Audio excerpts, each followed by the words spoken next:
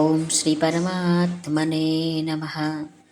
શ્રીમદ્ ભગવદ્ ગીતા અથાષ્ટાદશોऽધ્યાયઃ મોક્ષ સંન્યાસ યોગઃ.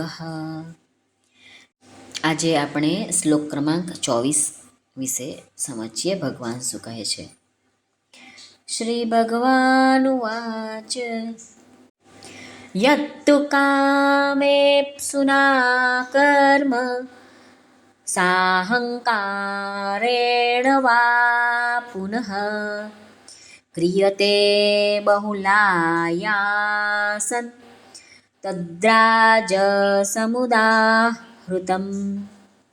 શ્રી ભગવાન અર્જુનને કહે છે, પરંતુ જે કર્મ ઘણો પરિશ્રમ વેઠીને કરાય છે અને વળી ભોગોને ઈચ્છતા માણસ વડે કે અહંકારી માણસ વડે કરવામાં આવે છે, એ કર્મ રાજસ કહેવાયું છે. હવે આપણે જોઈએ રામસુખદાસજી મહારાજ શું કહે છે. યત્તુ કામેપ્સુના કર્મ. મહારાજ કહે છે કે આપણે એવું વિચારીએ છીએ કે અમે કર્મ કરશું તો અમને પદાર્થો મળશે, સુખ આરામ મળશે, ભોગોની બધી સામગ્રી મળશે, આદર મળશે, સન્માન મળશે, બડાઈ મળશે વગેરે ફળની ઈચ્છાથી કર્મ કરવામાં આવે છે. સાહંકારેણ. મહારાજ કહે છે કે લોકોની સામે તો કંઈ પણ કામ કરવાથી બધા જોવે છે અને વાહ કરે છે તો એનું અભિમાન આવે છે.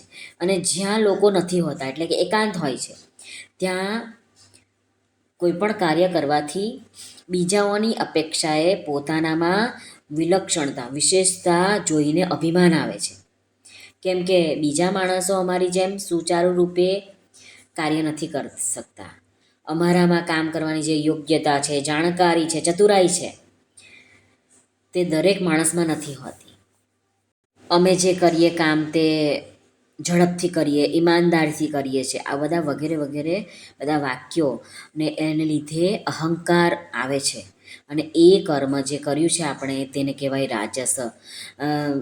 દુનિયામાં મહત્તમ મનુષ્યો આવા જ હશે, રાજસ કર્મ જ કરતા હશે કે અભિમાનથી કરે કે પછી અંદર પોતાનામાં સારી ક્વોલિટી જોઈને પણ અભિમાન કરે કે મારામાં જ આ આવડત છે, બીજામાં નથી.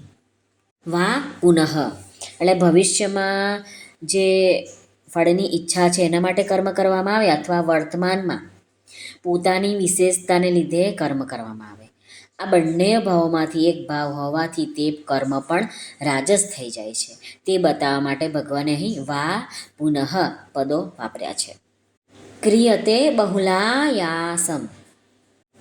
કોઈ પણ કાર્ય આપણે કરીએ ત્યારે આપણને શરીરમાં પરિશ્રમ તો લાગે જ છે, પરંતુ જે વ્યક્તિમાં શરીરના સુખ આરામની ઈચ્છા મુખ્ય હોય તેને કર્મ કરવામાં થોડો વધારે પરિશ્રમ જણાય છે. આગળ મહારાજ કહે છે કે જે વ્યક્તિમાં ફળની ઈચ્છા તો છે પરંતુ શારીરિક સુખ આરામની ઈચ્છા નથી, મુખ્ય નથી, તો એની સ્વાભાવિક પ્રકૃતિ જ એવી થઈ જાય છે કે તેને કર્મ કરવા છતાં પણ પરિશ્રમ ખબર નહીં પડે, એને થાક નહીં ખબર પડે. કારણ કે એના અંતરમાં ભોગો અને સંગ્રહની જોરદાર કામના હોવાથી તે કોઈ પણ કાર્ય કરશે એની ફળની ઈચ્છાને લીધે એ કાર્ય કરવામાં લાગેલો રહેશે. તદ્રાજ્ય સમુદાહૃતમ. એવા ફળની ઈચ્છાવાળા મનુષ્યના દ્વારા અહંકાર અને પરિશ્રમપૂર્વક કરેલું જે કર્મ છે તે રાજસ કહેવામાં આવ્યું છે. રાજસી મનુષ્ય પોતાની જરૂરિયાતોને ખૂબ વધારી દે છે, જેથી તેના દરેક કામમાં તેને વધારે વસ્તુઓની જરૂર પડે છે. એ વધારે વસ્તુ ભેગી કરવામાં પરિશ્રમ પણ વધારે પડે છે. અને રાજસી મનુષ્ય કર્મનો વિસ્તાર કરે છે એ માટે પણ તેને પરિશ્રમ વધારે થાય છે. શરીરમાં રાગ રહેવાને લીધે રાજસી મનુષ્ય શરીરને આરામ મળે એવું ઈચ્છે છે, તેથી તેને થોડા કામમાં પણ વધારે પરિશ્રમ જણાય છે. શ્રી કૃષ્ણ અર્પણમસ્તુ. સર્વને ભાવથી જય શ્રી કૃષ્ણ. રાધે રાધે. હરિઓમ તત્સત. જય ગુરુદેવ દત્ત. જય સ્વામિનારાયણ. જય માતાજી. નમઃ પાર્વતી પતે. હર હર મહાદેવ. હર સિદ્ધેશ્વર મહાદેવની જય. આજના આનંદની જય. સર્વનું કલ્યાણ થાઓ, સર્વનું કલ્યાણ થાઓ, સર્વનું કલ્યાણ થાઓ.